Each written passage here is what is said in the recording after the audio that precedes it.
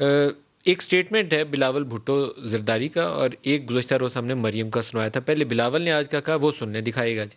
تم کٹ پتلی جماعتوں کو کھڑے کر رہے ہو، تم کٹ پتلی جماعتوں کو سپورٹ کر رہے ہو. میں خبردار کرتا ہوں، آپ یہاں دھاندلی نہیں کر سکتے، ہم آپ کو اجازت نہیں دیتے. آپ میرے گلگت بلتستان کے عوام کے ووٹ کا چوری کرنے کی کوشش بھی کی. میں ان کے ساتھ مل کے ہم اسلام آباد پہنچیں گے. کوئٹہ جلسے کے دوران مریم نواز نے کیا کہا وہ بھی دکھا دیں.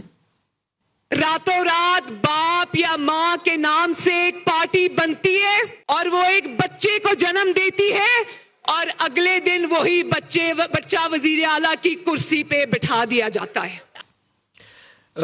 اگر ہم آئی جے آئی کے زمانے سے تاریخ کو تھوڑا سا پیچھے نہ بھی جائیں، اس زمانے کو ہی لے لیں، کیونکہ اس کے اوپر جنرل درانی اور جنرل اسلم بیگ کے ایفیڈیوٹ سپریم کورٹ کے سامنے موجود ہیں.